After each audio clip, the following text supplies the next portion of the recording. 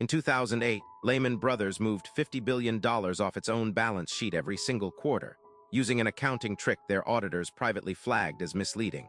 And the CEO who authorized it walked away with $484 million in personal compensation.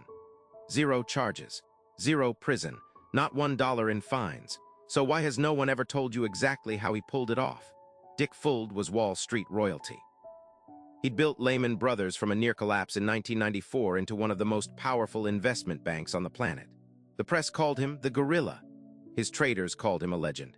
He had 14 years at the helm, a reputation for toughness that made rivals nervous, and a firm that survived the dot-com crash, survived 9/11, and kept printing money. Nobody questioned him. Nobody pushed back.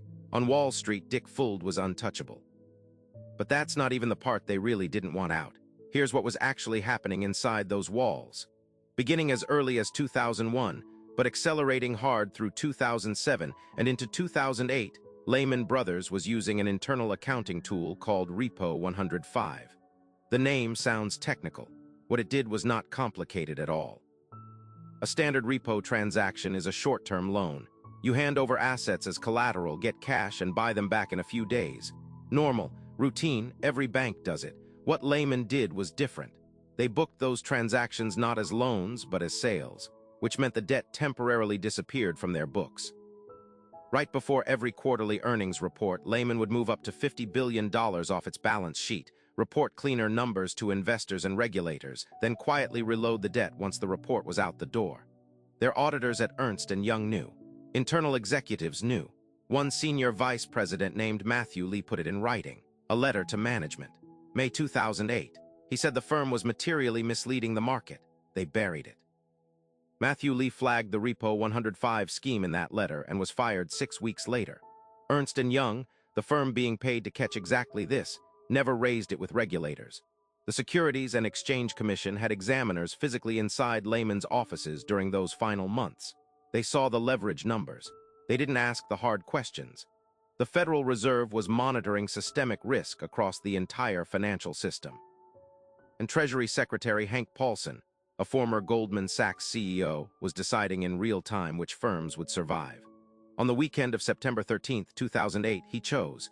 Bear Stearns had already gotten a government-backed rescue. AIG would get an $85 billion bailout. Lehman got a phone call that Sunday night telling them they were finished. On September 15, 2008, Lehman Brothers filed for bankruptcy. $639 billion in assets, the largest bankruptcy in American history. It wasn't just a bank collapse. It was a detonation. Global markets lost $4 trillion in equity value inside a week. Money market funds broke the buck, meaning ordinary savers who believed they were in the safest possible vehicle suddenly saw losses. Credit markets froze solid. Businesses that had nothing to do with finance couldn't make payroll because their lines of credit vanished overnight. 25,000 Lehman employees lost their jobs, many of them that same week.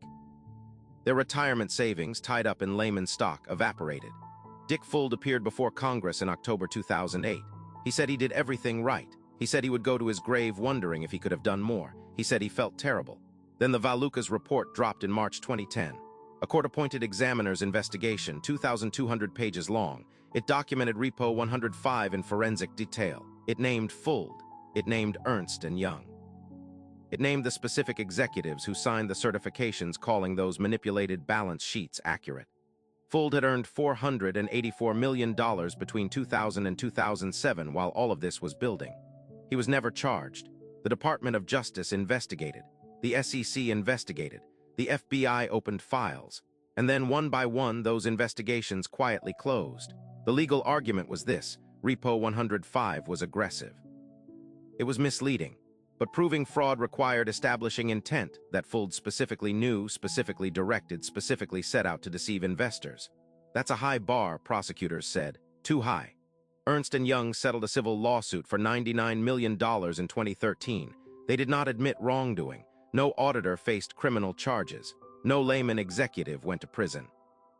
The civil action that went furthest produced a check and a press release and changed nothing structural. Fuld resurfaced quietly at a small investment firm. He's still working. He still has the money. Nobody took it back. Here's the thing that should stay with you. The accounting standards that permitted Repo 105 were reviewed after the collapse, adjusted slightly, and left mostly intact. The auditing firms that failed to catch it or chose not to still audit the largest banks on Earth today.